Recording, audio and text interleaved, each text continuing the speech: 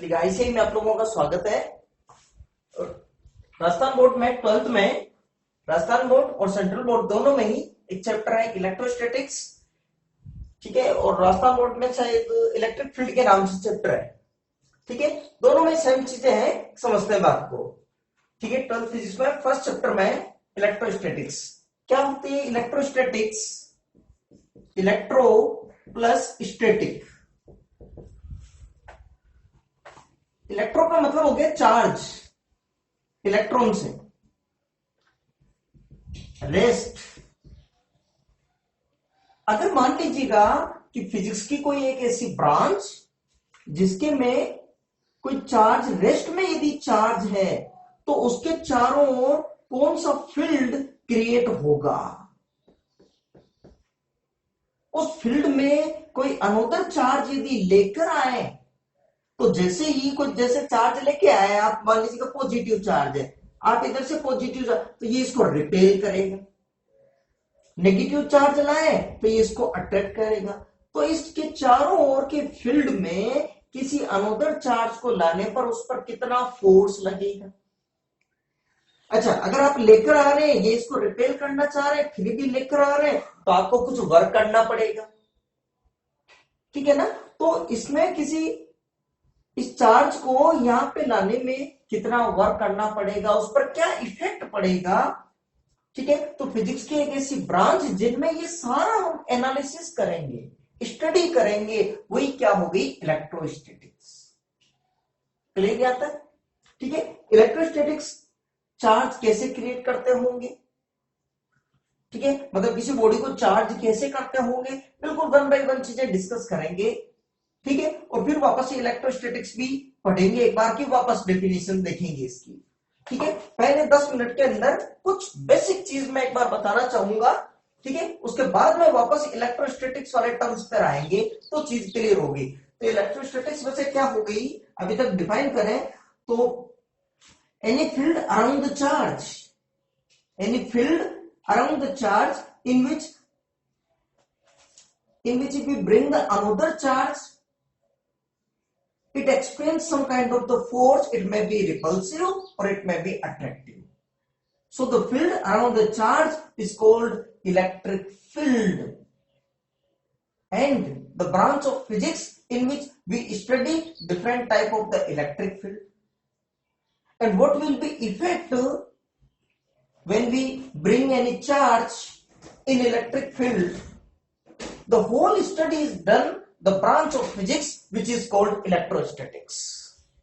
Clear गया था, ठीक है। अब बात थोड़ा सा बहुत बेसिक से वापस आके फिर इसके अंदर वापस करेंगे। देखिएगा बिल्कुल बेसिक चीज को समझना भी कि किस तरह से, देखिए बॉडी को धीरे धीरे चार्ज करते हैं, क्या रोल होता है। देखिएगा जितने भी कुछ मटेरियल है उसके अंदर मॉलिक्यूल्स या एटम्स होते हैं, और किसी भी एटम को लिखने का तरीका होता है कि जेड होता है उसका एटॉमिक नंबर, एक्स होता है सिंबल, जैसे हाइड्रोजन के लिए एच है, हीलियम के लिए एच ई है, ए हो गया उसका एटॉमिक मास, ठीक है। अब बात को सुनो, अगर जैसे एग्जांपल 1H1 हाइड्रोजन के लिए, 2He4 हीलियम के लिए, सोडियम के लिए 23, 13 एल्यूमिनियम 27, ठीक है ना। अब किसी भी एटम के अंदर 3 पार्टिकल मेनली होते हैं, प्रोटॉन, न्यूट्रॉन और इलेक्ट्रॉन, ठीक है। तो नंबर ऑफ प्रोटॉन हमेशा इक्वल होता है नंबर ऑफ इलेक्ट्रॉन के, और वो होता है Z के इक्वल, जितना उसका Z है। और नंबर ऑफ न्यूट्रॉन ये हमेशा होता है A माइनस Z। जैसे इसकी बात करें, एटॉमिक नंबर हो गया 1, ठीक है, और एटॉमिक मास भी हो गया 1, तो इसके अंदर जितना एटॉमिक नंबर है उतने ही प्रोटॉन उतने ही इलेक्ट्रॉन, जितना पॉजिटिव उतना नेगेटिव चार्ज। तो 1 प्रोटॉन 1 इलेक्ट्रॉन और 1 माइनस 1 0 न्यूट्रॉन। इसकी बात कर लेते हैं 11 प्रोटॉन और तो 11 ही इलेक्ट्रॉन, ठीक है, और 23 माइनस 11 मतलब 12 न्यूट्रॉन। इसमें बात कर लें 13 प्रोटॉन, ठीक है, और 13 ही इलेक्ट्रॉन, और 27 माइनस 13 14 न्यूट्रॉन। यहां तक भी क्लियर? बिल्कुल अभी कुछ केमिस्ट्री जैसा लग रहा है। अभी देखिएगा धीरे धीरे पर किस तरह से इसको बॉडी को चार्ज करने में हेल्पफुल रहेगी ये हमारी स्टडी। अब देखो बात को, जो स्ट्रक्चर होती है उसके अंदर ये होता है न्यूक्लियस, ये होता है न्यूक्लियस या फिर न्यूक्ली, ठीक है, और उसके अराउंड बहुत सारे इलेक्ट्रॉन मूव करते हैं सर्कुलर ऑर्बिट्स में, ठीक है ना, 2 8 18 इस तरह से, ठीक है। अब स्ट्रक्चर की बात करें, इसके अंदर प्रोटॉन और न्यूट्रॉन, जैसे इसकी बात करते हैं सोडियम की, तो इसके अंदर अगर इसकी स्ट्रक्चर में बनाता हूं तो इसकी स्ट्रक्चर में 11 प्रोटॉन और 12 न्यूट्रॉन है। क्लियर? अब देखिएगा सर्कुलर ऑर्बिट्स के अंदर पहले वाले में 2 इलेक्ट्रॉन मूव करेंगे तो 1 2 इलेक्ट्रॉन, ठीक है। सेकंड वाले में कितने हो जाएंगे 8, ठीक है, तो 1 2 3 4 5 6 7 8 कितने हो गए 10, 11 इलेक्ट्रॉन फिल अप करना है तो 1 इलेक्ट्रॉन हो गया इसमें। अब देखिएगा किसी भी एटम में जब जितने प्रोटॉन है उतने उतने इलेक्ट्रॉन है, ठीक है, तो वो इलेक्ट्रिकली न्यूट्रल है। क्लियर यहां तक? अब अगर मान लीजिएगा कि ये कोई बॉडी है, ठीक है, इसके अंदर इलेक्ट्रॉन मूव कर रहे हैं किसी एटम में। अब ये जो न्यूक्ली है सारे इलेक्ट्रॉनों को अपनी तरफ अट्रैक्ट करके रखा हुआ है। कौन से इलेक्ट्रॉनों पर अट्रैक्शन फोर्स सबसे वीक है? आउटर मोस्ट सेल के इलेक्ट्रॉन्स पर। आउटर मोस्ट सेल के इलेक्ट्रॉन्स पर जो अट्रैक्शन फोर्स है न्यूक्लियस का सबसे वीक है, तो जितनी एनर्जी से इस इलेक्ट्रॉन को इस न्यूक्लियस ने बाउंड कर रखा है उतनी एनर्जी हम इलेक्ट्रॉन को सप्लाई कर दें तो इलेक्ट्रॉन अब न्यूक्लियस के बाउंडेशन फोर्स या अट्रैक्शन फोर्स से फ्री हो गया। अब जब मान लीजिए ये बाहर चला गया तो अब इस एटम में इलेक्ट्रॉन कितने बचे 12, सॉरी हाँ इसमें तो बच गए 10, सोडियम है तो 10 इलेक्ट्रॉन बच गए, जबकि प्रोटॉन अभी भी कितने हैं 11 प्रोटॉन है, तो 10 इलेक्ट्रॉन बच गए जबकि 11 प्रोटॉन बच गए। इलेक्ट्रॉन पे चार्ज क्या होता है -e, प्रोटॉन पे चार्ज +e, e मतलब ये होता है 1.6 10⁻⁻⁻19 कूलम। अब ये आयन बन गया, ठीक है। तो अब इसमें देखिए तो 10 इलेक्ट्रॉन बचे तो चार्ज कितना हो गया, तो माइनस का 10e और इसके ऊपर प्लस का 11e, तो अब इसके ऊपर प्लस का e चार्ज आ गया, e मतलब 1.6 10⁻⁻19 कूलम, ठीक है ना। ये तो एक एटम पर आया है, ठीक है ना। अब बताएं कि मान लीजिएगा ये कोई मेटल है या कोई भी मटेरियल है ये बॉडी ऑब्जेक्ट, तो इसके अंदर अभी मान लीजिए एटम है तो जितने इलेक्ट्रॉन है उतने प्रोटॉन भी होंगे। अब अगर इसमें से इलेक्ट्रॉन बाहर निकल जाए तो अंदर प्रोटॉनों का पलड़ा भारी हो जाएगा, ठीक है। तो प्रोटॉन फिर एक तरह से तो फिर इस बॉडी पर क्या कौन सा चार्ज आ जाएगा, पॉजिटिव चार्ज आ जाएगा, इलेक्ट्रॉन कम हो गए अंदर, ठीक है। इसका मतलब क्या हो गया, अच्छा, और अगर मान लीजिए वापस कोई न्यूट्रल बॉडी है, ठीक है, और अगर इसमें से इलेक्ट्रॉन एंटर करा दे तो नेगेटिवली चार्ज हो जाएगी बॉडी। इसका मतलब किसी बॉडी में से अगर इलेक्ट्रॉन बाहर निकाल दें तो ये पॉजिटिवली चार्ज हो जाएगी, और यदि इलेक्ट्रॉन एंटर करा दे तो नेगेटिवली चार्ज हो जाएगी। और न्यूट्रल बॉडी के अंदर इलेक्ट्रॉन प्रोटॉन दोनों ही इक्वल होते हैं।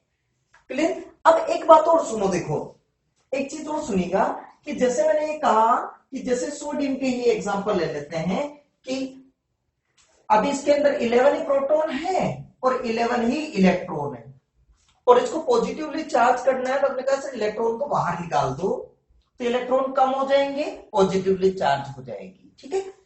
पॉजिटिवली चार्ज करने के लिए इलेक्ट्रॉन ही बाहर क्यों निकाले, क्या प्रोटॉन ऐड कर सकते हैं, ठीक है। अगर मान लीजिएगा 2 प्रोटॉन ऐड करते हैं तो ये हो जाएगा 13 प्रोटॉन 11 इलेक्ट्रॉन ही है, तो उसके ऊपर चार्ज 13 प्रोटॉन और 11 ही इलेक्ट्रॉन है तो उस पर चार्ज हो गया प्लस का 13 ही माइनस का 11 ही, अब भी तो प्लस का 2 ही आ जाएगा, तो ऐसा नहीं कर सकते।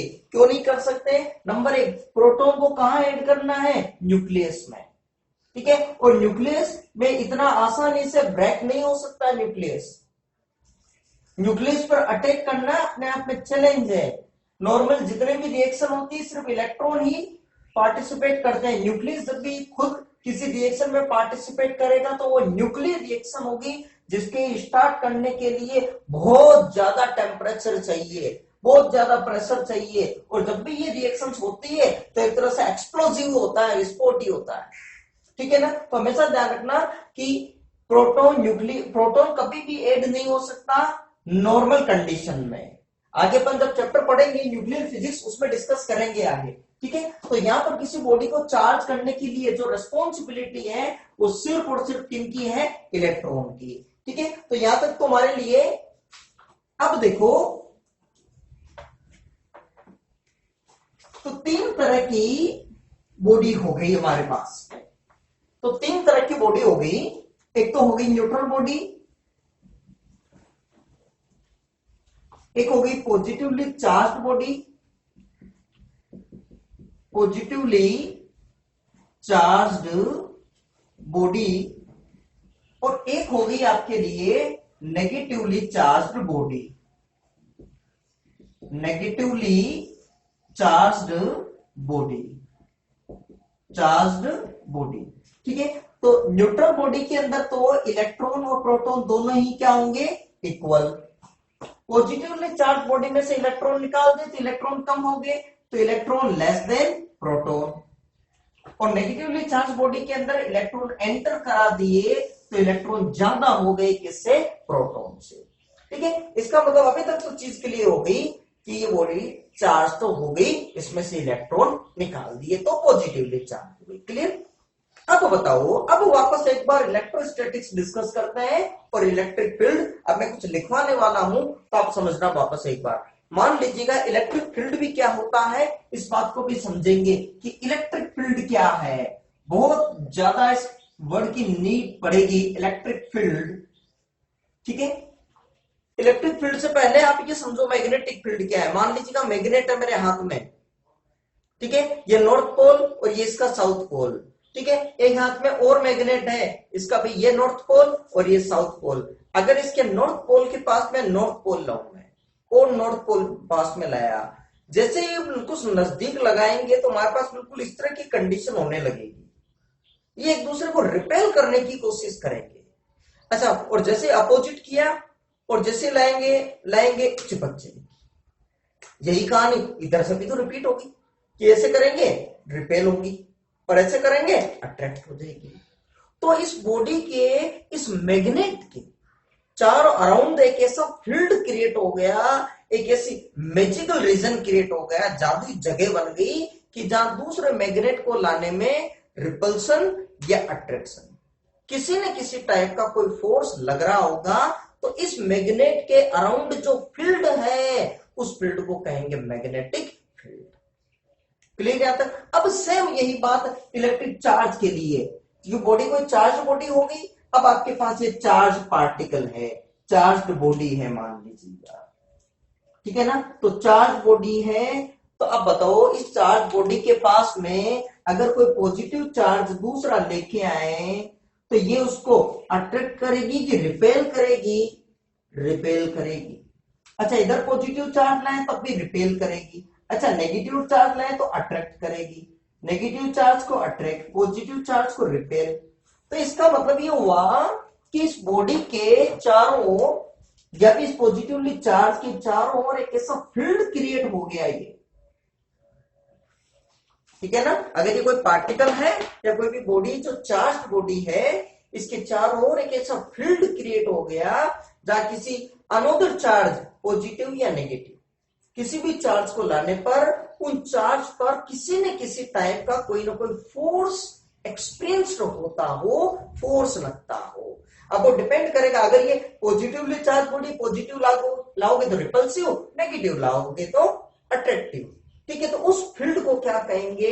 इलेक्ट्रिक फील्ड, इलेक्ट्रिक फील्ड, ठीक है। इसका मतलब कहीं पर भी चार्ज है तो इलेक्ट्रिक फील्ड तो है ही है, ठीक है। अब वो चार्ज चाहे तो पॉइंट की फॉर्म में हो, चाहे चार्ज वो किसी लाइन के ऊपर हो, चाहे चार्ज किसी प्लेट पर हो, चार्ज चार्ज है तो चारों तरफ इलेक्ट्रिक फील्ड भी है। ठीक है। स्टैटिक चार्ज, जहां पर भी चार्ज रहेगा स्टेशनरी रहेगा, रुका हुआ चार्ज रहेगा। ठीक है ना। अब चार्ज है तो इलेक्ट्रिक फील्ड। अच्छा, अब इस इलेक्ट्रिक फील्ड में ये पॉजिटिव चार्ज को ये तो रिपेल करने की कोशिश कर रहा है, और हम है कि फिर भी उसको पकड़ के इधर लेकर आ रहे हैं। ठीक है। तो अगर इसको लेकर आ रहे हैं, ये इसको रिपेल कर रहा है, तो इसके रिपल्सिव फोर्स के अगेंस्ट में हमें कुछ वर्क भी करना पड़ेगा। कितना वर्क करना पड़ेगा, कितना फोर्स लग रहा होगा, ये सारा का सारा एनालिसिस फिजिक्स के जिस ब्रांच में करेंगे उसी का नाम क्या है, इलेक्ट्रोस्टैटिक्स। इलेक्ट्रोस्टैटिक्स। तो इलेक्ट्रोस्टैटिक्स क्या है, अब मैं आपको क्विकली थोड़ा बहुत मैं लिखवा देता हूं। ठीक है। अब आप हेडिंग डालकर लिख लीजिएगा। पहला पॉइंट तो ये लिख लीजिएगा इलेक्ट्रोस्टैटिक्स, और इसमें लिखिएगा it is branch of physics, it is branch of physics in which we study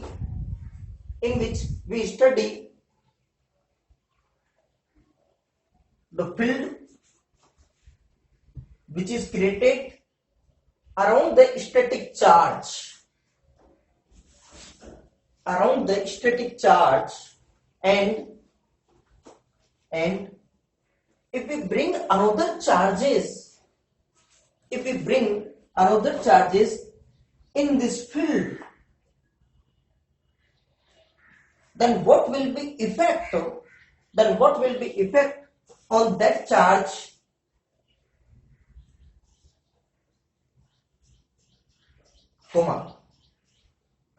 we study in the branch of physics which is electrostatics। लिख लिया आपने। ठीक है। दूसरा पॉइंट पे आओ, दूसरा पॉइंट पे आओ। कई बार ना ये भी पूछ लेते हैं कि चार्ज क्या है, चार्ज क्या है, ये चीज भी पूछ लेते हैं। तो चार्ज के लिए वैसे तो कोई डेफिनेशन है नहीं कि चार्ज क्या है। ठीक है। इसको फिर भी अपन ऐसा मान सकते हैं कि जैसे कोई भी मटेरियल है, कोई भी मटेरियल है, उसकी एक स्मॉलेस्ट यूनिट, इसकी स्मॉलेस्ट यूनिट जिसकी वजह से, जैसे ये मटेरियल है, इस मटेरियल की कोई एक ऐसी प्रॉपर्टी या फिर एक स्मॉलेस्ट यूनिट जिसकी वजह से अगर इस मटेरियल को इलेक्ट्रिक फील्ड या मैग्नेटिक फील्ड में रखने पर इस मटेरियल पे कोई ना कोई फोर्स लगता हो। ठीक है ना। तो जिस प्रॉपर्टी की वजह से, जिस स्मॉलेस्ट यूनिट की वजह से लग रहा है, उसी को क्या कहेंगे, चार्ज। ठीक है। तो आप लिख लीजिएगा चार्ज। ठीक है। और चार्ज के अंदर लिखिएगा it is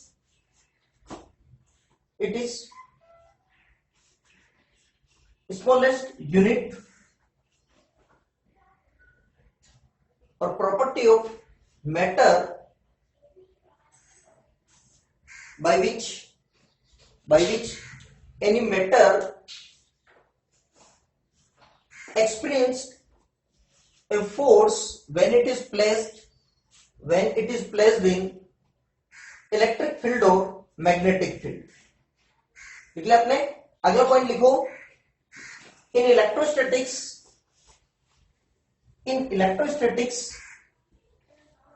there are 3 type of bodies। ठीक है। और ये लिख लो, ये न्यूट्रल, और एक पॉजिटिवली चार्ज बॉडी और negatively charge body, neutral body. Diagram बना के लिख लो फटाफट। ठीक है। ये सारी चीजें आपको पता है, इसको उतारने की जरूरत नहीं है।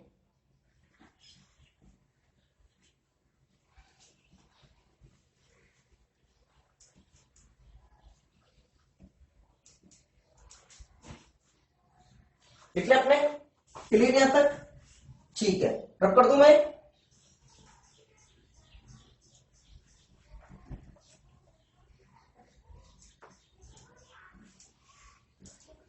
चलिए, अभी तक हमने ये डिस्कस कर लिया कि इसी बॉडी को चार्ज करते कैसे हैं। ठीक है ना। और कहने में तो हम यही कह रहे हैं कि बॉडी को पॉजिटिवली चार्ज करना है, इलेक्ट्रॉनों को बाहर निकाल दो, नेगेटिवली चार्ज करना है, इलेक्ट्रॉन को एंटर कर दो। क्लियर यहां तक इलेक्ट्रॉन। ठीक है, अब बात को सुनो, अब इलेक्ट्रॉन तो दिखाई दे नहीं रहे, क्या इलेक्ट्रॉन दिखाई दे रहा है क्या इसमें कहीं? क्या ये रहा इलेक्ट्रॉन, ये रहा, एक मिनट पकड़ के बाहर निकाल दो तो पॉजिटिवली चार्ज हो जाएगी। ठीक है, तो प्रैक्टिकली चार्ज कैसे करते होंगे बॉडी को? ठीक है, तो अगला टॉपिक हमारे पास यही है, हेडिंग डाल लीजिएगा, methods to charge a body, to charge a body, कि कैसे उसको चार्ज करेंगे। ठीक है, 3 मेथड है, बाय कंडक्शन, ठीक है, पहला है बाय कंडक्शन, बाय कंडक्शन क्या है इसके अंदर 2 मेथड और भी है, बाय फ्रिक्शन, बाय इंडक्शन। पहले बाय कंडक्शन डिस्कस करते हैं, ठीक है ना। याद सुनो, देखो मान लीजिएगा आपके पास ये कोई एक न्यूट्रल बॉडी है जिसको किसी इंसुलेटर स्टैंड के ऊपर रखा है, न्यूट्रल बॉडी है, ये कोई चार्ज बॉडी है, चार्ज बॉडी, और ये न्यूट्रल बॉडी है। ठीक है, इसको भी आपने किसी इंसुलेटर स्टैंड के ऊपर रखा हुआ है और ये चार्ज बॉडी है। ठीक है ना, ये इसके ऊपर चार्ज है मान लीजिए, तो आपके पास पहले से ही कोई चार्ज बॉडी होनी चाहिए अगर इस बॉडी को चार्ज करना है तो आपको क्या करना है, सिंपली इस बॉडी को किसी भी कंडक्टिंग वायर से कनेक्ट करना, कंडक्टिंग वायर से, किसी भी मेटेलिक वायर से कंडक्ट कर देना है, कनेक्ट कर देना है उसको। या फिर आप क्या करें कि ये बॉडी है और ये न्यूट्रल बॉडी और ये चार्ज बॉडी, इन दोनों को आपस में टच करा दो, तो धीरे धीरे ये बॉडी भी चार्ज होने लगेगी। ठीक है ना, और चार्ज हो जाएगी। अच्छा, और कब तक चार्ज हो जाएगी? मान लीजिएगा कि इस पर चार्ज अभी Q, ठीक है, अभी तो न्यूट्रल है तो कोई चार्ज है ही नहीं, या इस पे चार्ज Q1 मान लेते हैं, इस पे चार्ज Q2, जिसकी वैल्यू कितनी है अभी तो 0 के न्यूट्रल है तो। ठीक है ना, अब बताएंगे कब तक चार्ज हो जाएगी। ठीक है, देखिए कुछ स्टूडेंट्स के ऐसा दिमाग में रहता है कि जब तक वो दोनों के ऊपर चार्ज इक्वल ना हो जाए, ये गलत कंसेप्ट है, इसको बात को सुनना। किसी बॉडी को, चार्ज बॉडी को न्यूट्रल बॉडी से जब कनेक्ट करेंगे तो charge flow from higher potential body to lower potential body until potential on both the body will equal। अब यहां पर ये नई परेशानी है कि पोटेंशियल क्या है। ठीक है, तो जब तक पोटेंशियल हमने नहीं पढ़ा है, पोटेंशियल जब तक पोटेंशियल हमने नहीं पढ़ा है तब तक मैं जैसे बता रहा हूं, समझा रहा हूं, उससे काम चलाएंगे हम। मान लीजिएगा ये बॉडी है और एक ये है, ये ए और ये बी, ये इसके अंदर पानी भरा हुआ है, वाटर फील्ड है, ठीक है ना, और इसमें भी पानी भरा हुआ है यहां तक।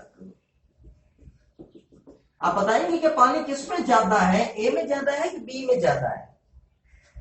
अमाउंट ऑफ वाटर किसमें ज्यादा है, ए में ज्यादा है कि बी में ज्यादा है? ठीक है, तो शायद बी में ज्यादा है पानी। अब दोनों को अगर एक पाइप से कनेक्ट कर दूं मैं,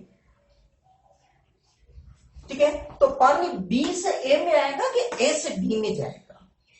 पानी तो इसमें ज्यादा है, लेवल इसका ज्यादा है, तो पानी शायद ए से बी में आएगा। आप करके देखें, पानी ए से बी में ही आएगा। अच्छा, कब तक आएगा पानी? जब तक दोनों का लेवल इक्वल ना हो जाए, जब तक दोनों का लेवल इक्वल ना हो जाए। अब यहां पे ये समझना कि वाटर लेवल ये तो हो गया, आप इसकी कंपेयर कर लो पोटेंशियल से, वाटर लेवल की कंपैरिजन कर लो पोटेंशियल से। और वाटर फ्लो मतलब चार्ज फ्लो, वाटर फ्लो मतलब ये क्या हो गया, चार्ज फ्लो। क्लियर यहां तक? अब बात को सुनो कि अगर मान लीजिएगा जो पाइप कनेक्ट कर दिया, यहां पर ये 2 बॉडी, तो इसमें भी जो चार्ज है पानी है तो कुछ ना कुछ लेवल होगा पोटेंशियल। इसमें तो भी कोई चार्ज है ही नहीं, तो अभी तो इसका पोटेंशियल भी कितना हो गया, 0। ठीक है, अब देखिएगा कि पानी कब तक फ्लो होगा, जब तक लेवल इक्वल ना हो जाए। तो जब इस बॉडी को ये पाइप की जैसे कंपैरिजन कर लो भैया, ठीक है, जब इसको कनेक्ट कर दिया तो चार्ज इधर से इधर फ्लो होने लगेगा, कब तक? जब तक दोनों का पोटेंशियल इक्वल ना हो जाए। ठीक है। हाँ, अगर दोनों बॉडी का साइज सेम है, जैसे फॉर एग्जांपल अगर ये बॉडी है और ये बॉडी, दोनों बॉडी की साइज इक्वल है अगर, तो जिसका लेवल ज्यादा है उसमें पानी भी ज्यादा हो जाएगा। तो अगर साइज इक्वल है तो हम ये भी कह सकते हैं सर ज्यादा पानी से कम पानी की तरफ चलेगा, जब तक दोनों में अमाउंट ऑफ वाटर इक्वल ना हो जाए, पानी इक्वल ना हो जाए, वाटर इक्वल ना हो जाए। समझ में आ रही मेरी बात? लेकिन लेवल, अच्छा, तो अगर मान लीजिएगा, बताएंगे आप, अगर मान लीजिएगा इसमें 7 लीटर पानी है और इसके अंदर 5 लीटर पानी है, तो दोनों टंकियों में टोटल पानी कितना है? 12 लीटर। अब अगर इसको पाइप से कनेक्ट कर दिया, पाइप से अगर कनेक्ट कर दें कि वाटर फ्लो हो सके, तो पानी इससे इसमें जाएगा। क्यों? इसमें ज्यादा इसलिए, या इसका लेवल ज्यादा है इसलिए? इसका लेवल ज्यादा है इसलिए। हाँ, ये अलग बात है कि सेम साइज होने से पानी भी इसमें ज्यादा है, लेकिन लेवल ज्यादा है इसलिए फ्लो होता है। पानी हमेशा ढलान की तरफ ही चलता है। ठीक है। अगर मान लीजिए अपने आप पानी से ऊपर उठता तो समुद्र में पानी बहुत सारा है, समुद्र में पानी अपने आप ही पानी आ जाता। ठीक है ना? तो अब देखिएगा, अच्छा कब तक होगा? 7 लीटर है यहाँ पे, 5 लीटर, दोनों की साइज सेम है, तो दोनों में कितना कितना पानी आ जाएगा? पानी यहां से अब ये कुछ कम हो जाएगा लेवल, और यहाँ पे कुछ लेवल बढ़ जाएगा। जब लेवल इक्वल हो गया, पानी का फ्लो होना बस, कितना कितना पानी आ जाएगा? 6 लीटर आ जाएगा, 6 लीटर हो गया पानी। तो 7 + 5 12/2, 5/2 मतलब 6 लीटर पानी आ गया दोनों में। कब ये वाली टेक्निक कब लागू होगी? जब दोनों की साइज सेम हो। यहां पर भी यही चीज ध्यान रखना कि अगर मान लीजिएगा, अगर दोनों का साइज सेम है, तो दोनों के ऊपर चार्जिंग के बाद में दोनों को आपस में टच करके अलग अलग कर दें, चाहे इनको किसी वायर से कनेक्ट कर दें, उसके बाद में दोनों पर नया चार्ज हो जाएगा Q1 + Q2/2। Q1 + Q2/2 कब होगा? मैं फिर कह रहा हूं, जब दोनों की साइज इक्वल होगी तो ही होगी। अच्छा, साइज इक्वल नहीं हुई तो? हाँ, साइज इक्वल अगर नहीं हुई तो फिर उसका लॉजिक अपन पढ़ेंगे कैपेसिटेंस वाले चैप्टर में। ठीक है, उस समय मैं आपको ये क्लियर कराऊंगा कि फिर ये कैसे होगा। यहां तक चीज क्लियर? ठीक है। तो अभी आप लिखिएगा बाई कंडक्शन, और इसके अंदर लिखो, देखें फिर क्वेश्चन भी करेंगे। लिखो बाई कंडक्शन और इसमें लिखो in this method neutral body is connected with any charged body with conducting wire, then charge flow from higher potential body to lower potential body until charge on both the body will equal। ठीक है, ये diagram बना लीजिएगा फटाफट, video pause करके ये diagram बना लीजिएगा, और ये भी अभी समझने के लिए टेम्परेरी बना लीजिएगा। जब तक पोटेंशियल नहीं पता है इसी से काम चलाएंगे फिर वाटर लेवल से। ठीक है, ये डायग्राम बना के, ये डायग्राम भी साथ में बना लीजिए, एग्जाम में बनाने की जरूरत नहीं है, अभी सिर्फ समझाने के लिए बनवा रहा हूं। ठीक है, आगे नोट डाल के पॉइंट और लिखो, नोट डाल के पॉइंट लिखिएगा। If size of body are equal and charge on bodies are Q1 and Q2,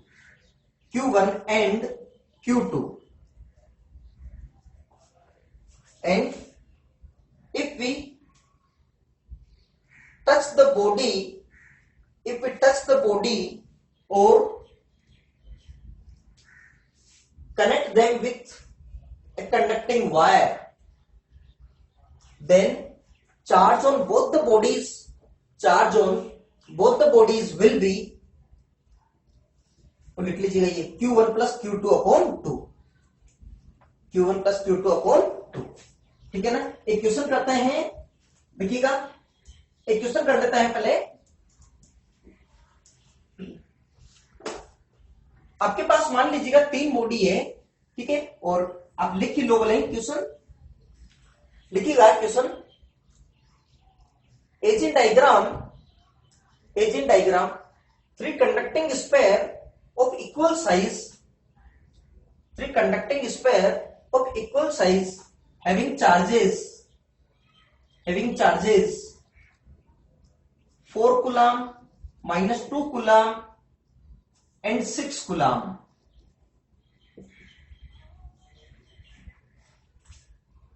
If अगली लिखिए, if sphere A is touched to B and then separate,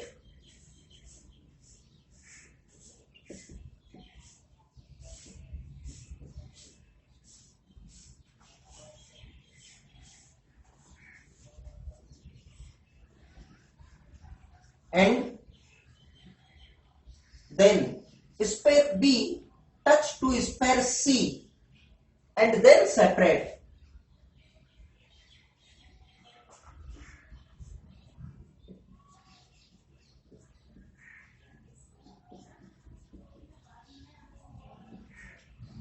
then find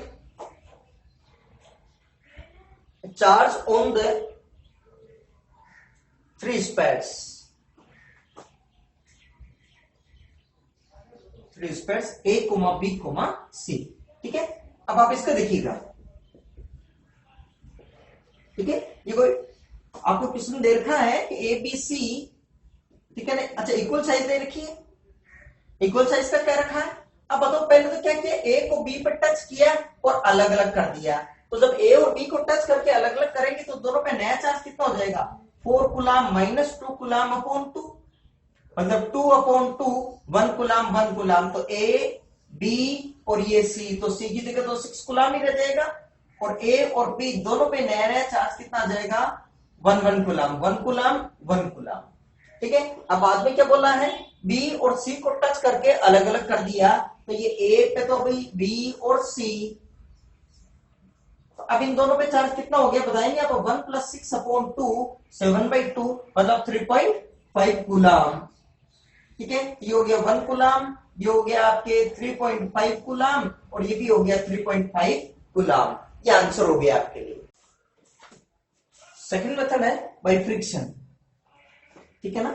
इस मेथड के अंदर क्या करता है कि मान लीजिए जो भी दो बॉडी है उनको आपस में रब करेंगे, तो जब भी आपस में रब करेंगे, ठीक है, तो हीट, फ्रिक्शन की वजह से हीट प्रोड्यूस होगी।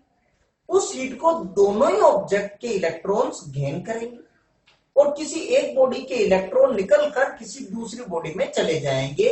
तो जिस बॉडी से इलेक्ट्रॉन निकले हैं वो पॉजिटिवली चार्ज हो जाएगी, जिसमें इलेक्ट्रॉन एंटर किए वो नेगेटिवली चार्ज हो जाएगी। फॉर एग्जाम्पल कि जैसे ग्लास रोड को सिल्क के कपड़े से, सिल्क क्लॉथ से अगर रब करते हैं तो ग्लास रोड के इलेक्ट्रॉन कुछ सिल्क के क्लॉथ में चले जाते हैं, तो glass rod becomes positively charged and silk cloth becomes negatively charged। इसी तरह से अगर मान लीजिए एबोनाइट की रोड है, एबोनाइट की रोड को अगर मान लीजिए इससे रब करते हैं, केट फर, बिल्ली की खाल, केट फर से अगर रब करें उसको, तो कुछ इलेक्ट्रॉन केट फर से एबोनाइट रोड के अंदर चले जाएंगे, तो ebonite rod becomes negatively charge and cat fur becomes positively charge. ठीक है।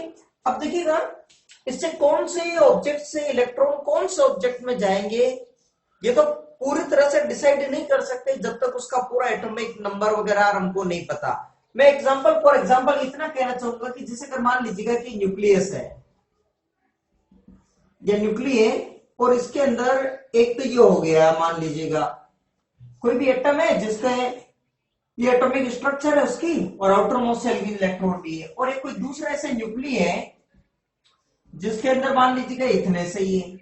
तो मतलब यहां पर न्यूक्लिय की जो इलेक्ट्रॉन है ये लूजली बाउंडेड है कंपेरेटिवली यहां की इलेक्ट्रॉन के, तो यहां से इलेक्ट्रॉन निकलना थोड़ी ज्यादा प्रोबेबिलिटी है कि यहां से इलेक्ट्रॉन पहले इमिट हो जाएंगे। ठीक है, तो जिससे अगर पहले इलेक्ट्रॉन इमिट हो जाते हैं वो क्या हो जाएगी, पॉजिटिवली चार्ज, और जिसमें एंटर करते हैं वो क्या हो जाएगी, नेगेटिवली चार्ज। क्लियर यहां तक? ठीक है, आप ऐसा करो, लिख लीजिएगा इसको भी, फ्रिक्शन लिखिएगा। In this method two bodies are rubbed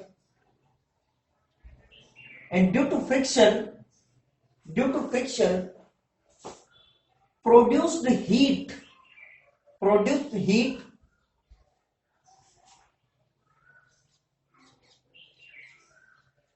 is taken by electron of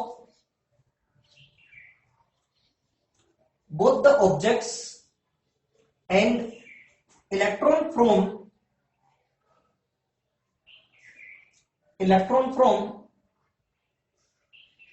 one body is transferred into another body, and body from which electrons are emitted out becomes positively charged, and another body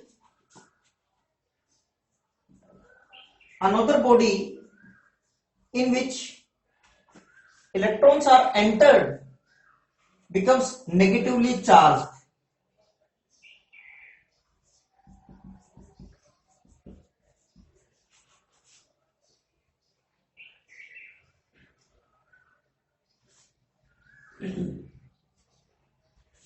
और आप example लिख लीजिएगा।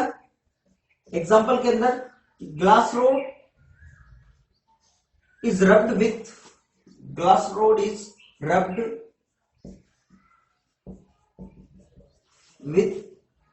silk cloth, then glass rod becomes positively charged and silk cloth becomes negatively charged। ठीक है, किसी body को charge करने का लास्ट मेथड है भाई इंडक्शन। इस मेथड में क्या है कि किसी न्यूट्रल बॉडी को किसी चार्ज बॉडी, जैसे पॉजिटिवली चार्ज बॉडी कोई भी ले सकते हैं, for example positive charge body, किसी न्यूट्रल बॉडी को किसी चार्ज बॉडी के बहुत ज्यादा नजदीक ले जाते हैं लेकिन टच नहीं होने देते। टच हो गई कंडक्शन मेथड हो जाएगा, टच नहीं होने देते। तो इससे क्या होगा, देखिएगा, मान लीजिए पॉजिटिवली चार्ज बॉडी है और ये न्यूट्रल बॉडी है, ठीक है, तो इसके अंदर जितने इलेक्ट्रॉन उतने प्रोटॉन भी है। तो ये क्या करेगी कि बॉडी इसके इलेक्ट्रॉनों को अपनी तरफ अट्रैक्ट करने की कोशिश करेंगे, तो इलेक्ट्रॉन है जो इधर की तरफ आने लगेंगे, ये इलेक्ट्रॉन इधर की तरफ आने लगेंगे। जब इलेक्ट्रॉन इधर की तरफ आएंगे तो यहां पर बाहर तो सरफेस से तो बाहर एयर है, तो इसे जंप तो करेंगे नहीं, तो सरफेस पे आके कलेक्ट हो जाएंगे। तो यहां पर ये सरफेस क्या बन जाएगी, नेगेटिवली चार्ज। लेकिन जहां से इलेक्ट्रॉन उठ कर आए हैं वो वाली हाफ सरफेस कैसी बन जाएगी, फिर पॉजिटिवली चार्ज। ये पॉजिटिवली चार्ज बन गई। ठीक है, अभी भी जितना नेगेटिव चार्ज है उतना उतना पॉजिटिव चार्ज है। ये न्यूट्रल बॉडी थी, अभी भी न्यूट्रल ही है, टोटल चार्ज 0 है। क्लियर? अब क्या करना है कि अगर अपन इसको मान लीजिएगा अर्थिंग कर देते हैं, अर्थिंग मतलब इसको अर्थ से कनेक्ट कर दिया, ग्राउंडेड कर दिया,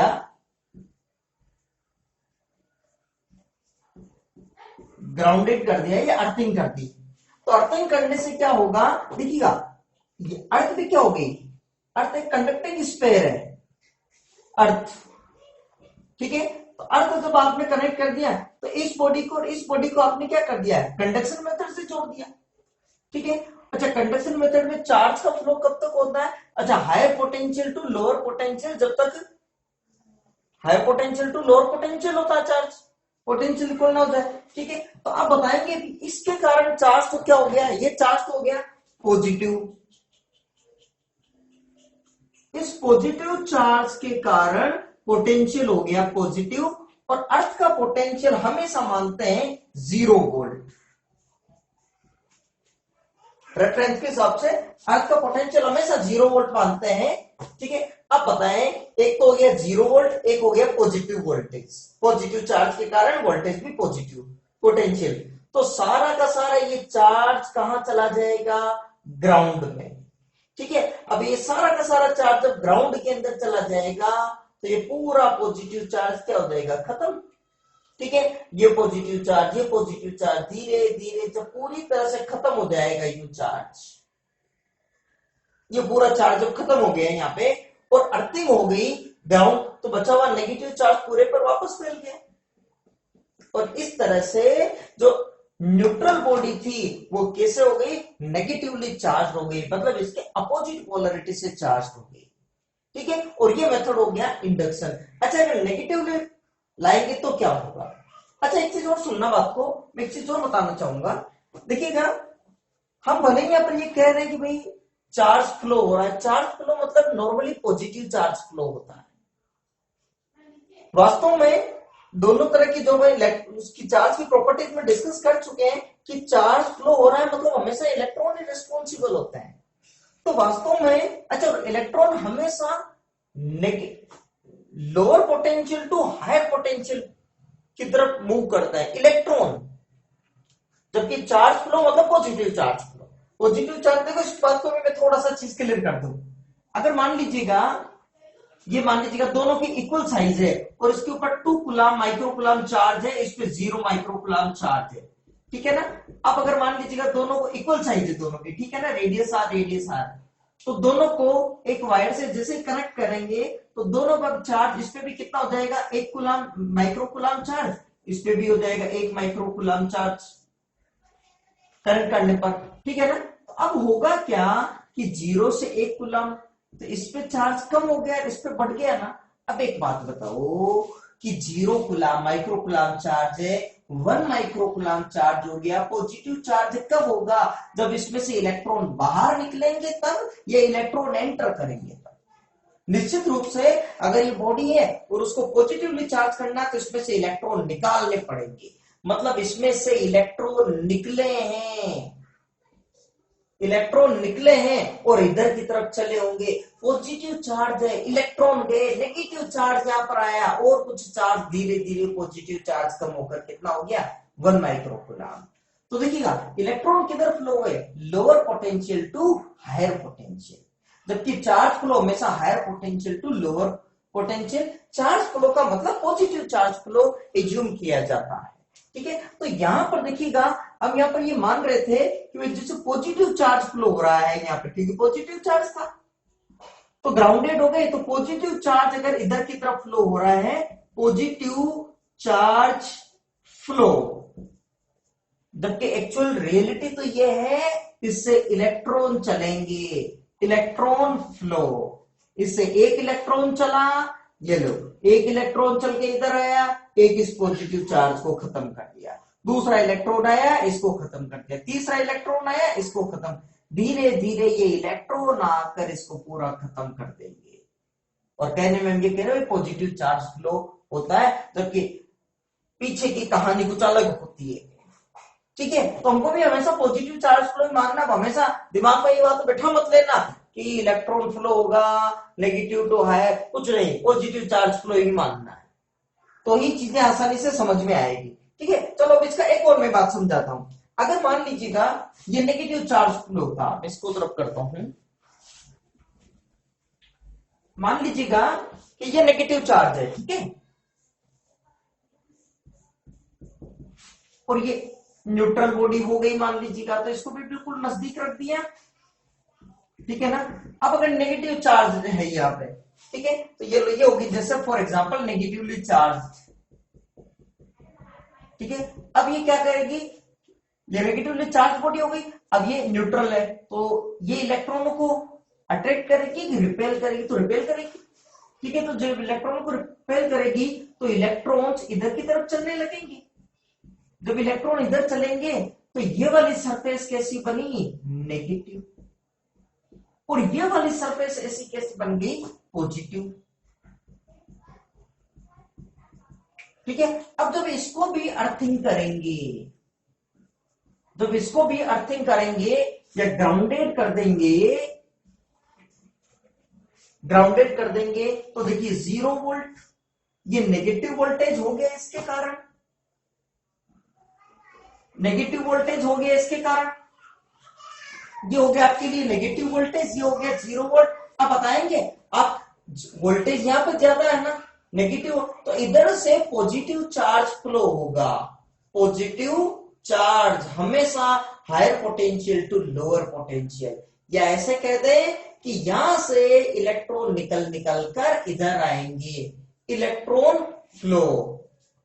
ठीक है, अब ऐसे मान लीजिएगा एक पॉजिटिव चार्ज गया, एक माइनस वाले को खत्म कर दिया, प्लस कर दिए, तो ये खत्म हो गया न्यूट्रल। एक फिर पॉजिटिव चार्ज फ्लो हुआ, इसको खत्म कर दिया, और पॉजिटिव धीरे धीरे इधर। या इलेक्ट्रॉन से मान लीजिएगा ये वाला जो इलेक्ट्रॉन आया ये खत्म हो गया, इधर आ गया, और दूसरा इलेक्ट्रॉन आया खत्म होकर इधर आ गया, और इलेक्ट्रॉन आया खत्म होकर इधर, और इलेक्ट्रॉन, तो फिर जो बचा हुआ पॉजिटिव चार्ज है फिर पूरी बॉडी पर फैल जाएगा। समझ में आ रही बात? अब देखिएगा इंडक्शन में और कंडक्शन में कुछ डिफरेंस भी है।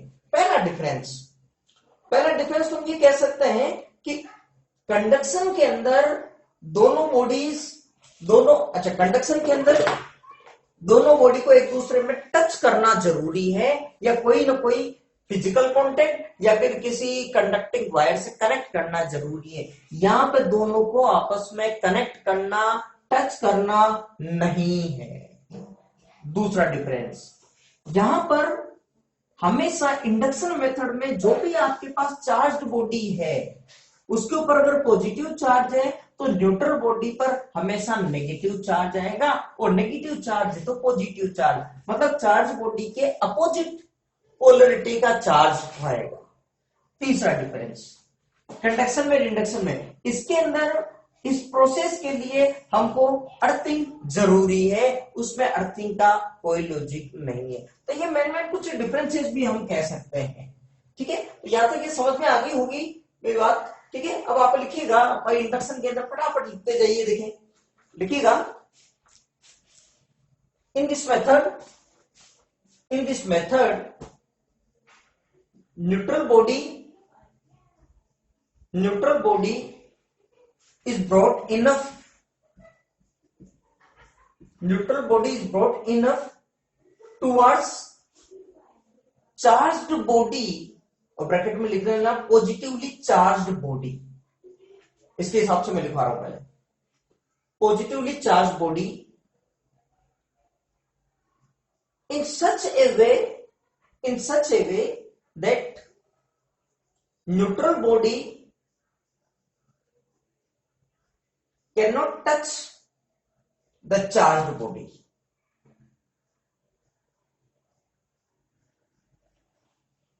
So in this process,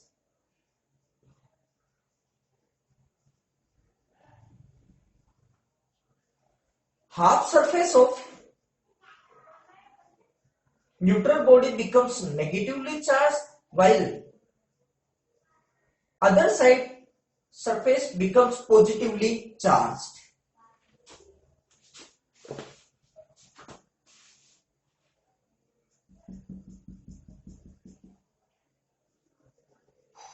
और आप यहां तक ये डायग्राम बनाइएगा, ये डायग्राम बना लिया आपने। अब इसके बाद में आगे लिखिएगा, डायग्राम बना लेना, वीडियो पॉज करके डायग्राम बनाइए। अब आगे लिखिएगा, if positively half surface is grounded, then the positive charge is grounded and remaining negative charge is spread it all over the body. So in this process,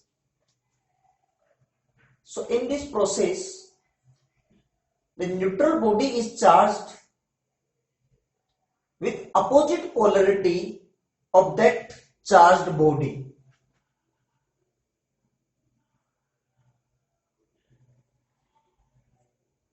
ठीक है, और इसके बाद में आप अब ये वाला डायग्राम बना लीजिएगा। तो ये ग्राउंडेड हो जाएगा और यहां पर ये ग्राउंड से कनेक्ट करके यहां पे ये नेगेटिव नेगेटिव फैला दीजिएगा। क्लियर? ये वाला मेथड हो गया आपके।